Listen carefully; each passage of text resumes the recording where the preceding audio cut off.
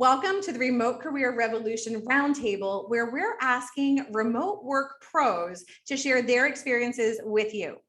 And if you are ready to leave that soul-crushing grind and work in an environment that fuels your passion, stay right here because we are going to answer the biggest questions that you guys have been asking me over the past couple weeks. And we'll show you the path on how to pivot to a career that's either remote or hybrid. I'm Tammy Alvarez, and I'm the creator of the Career Winner Circle, where we empower business leaders to make a big impact and love every Monday morning again. And today I've got two of my favorite people with me to share their inside secrets. So I've got Cynthia Beauchamp, who's a senior audit analyst at Axicom Consulting, and Phil Dixon, the vice president of customer and team success at Enjoy Global. Welcome, and thank you for joining me today, guys. I appreciate it. Thank you. Thanks for having us. All right. So one of the biggest questions or biggest concerns that I hear from my clients is, how do I have to show up differently in a remote role? Because it is different. You don't have that camaraderie. You're not seeing people roll their eyes necessarily, across the conference room table anymore.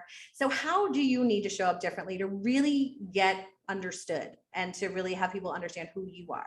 So Cynthia, maybe you can kick us off.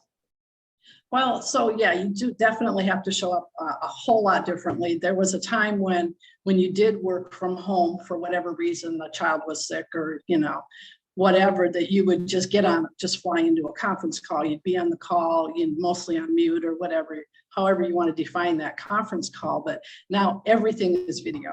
And I can't stress enough how the communication lines have to be even more important in this environment, because you're looking at, for me, it's my client, it's, the owner of the company, it's my team members, and we're all on video calls. So I try and show up with not looking like I just walked away from the breakfast table. I try and show up and be really prepared a little bit more so for meetings than just on a regular conference call, because you really do have to at least put on a really good face that you're so engaged in this, whatever you're talking about. And you don't want to come across like, hey, I'm in Belize, so I've got maybe scuba gear with me or anything.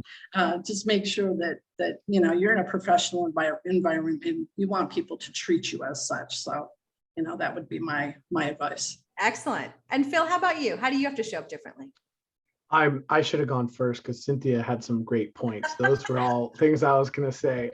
No, I just want to expand on that. I had just had an issue. Last week with email communication. And one of the best advice I got was never handle, this was part of this big manifesto that one of these great managers I used to work with said, this general manager, and it was about never handling sensitive or controversial things via email, right? And I think when you're working remotely, you can get into that thing of like, okay, I'm doing my stuff and I'm shooting out, everything, but it does make a difference even to pick up the phone if you even do calls or video calls to handle stuff in this type of person, right? In the interaction and not handling stuff via emails. We went, and this just happened. It's so fresh. Like just last week, we went back and forth about 15 emails on this big negotiation.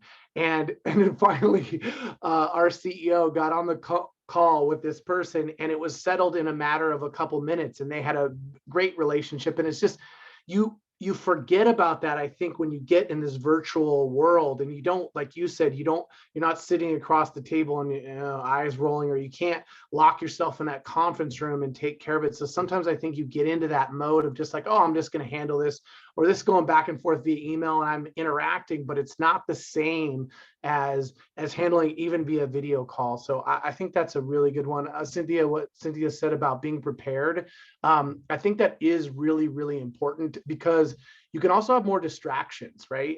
And that is something, depending on where you're at, if you're working in a household that has multiple virtual workers as well. My wife is a teacher. And so during the pandemic, it was a house full of her and my kids, which is way different than now. Yeah. I have the dog and me and I can get, it's a different level of engagement around me. So I think you also have to handle distractions really differently than you did at work too. I think one of the misnomers is like, oh, if you're at work, you're locked in and engaged all the time.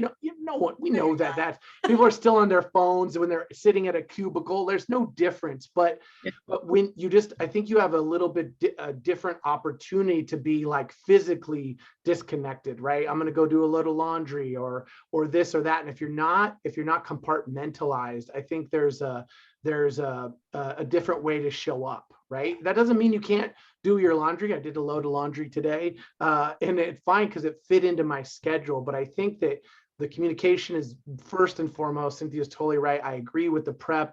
I agree with how you show up as well. Like one of the biggest things for me was making sure like I actually took a shower and at least put on dressed at least for my upper half the right way. Yeah. Are you dressed all the way, right? That's the question. Yeah.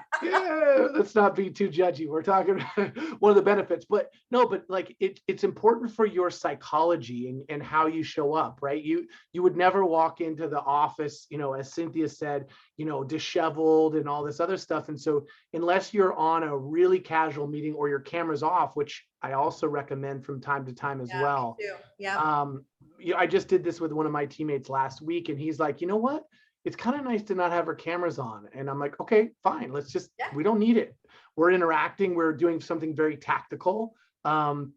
It wasn't like a bunch of brainstorming. It was boom, boom, boom, boom, boom. So that was good. So I think it is about that communication style, how you show up, being prepared, and then controlling your distractions in a different way than you would when you know what they are in the office. Well, and it is interesting because I think you're spot on. In the conference room, everyone is on their phones. Mm-hmm. Right. I mean, I don't remember ever having a meeting unless like it was a big meeting where people weren't multitasking, but you can't do that on video. Right.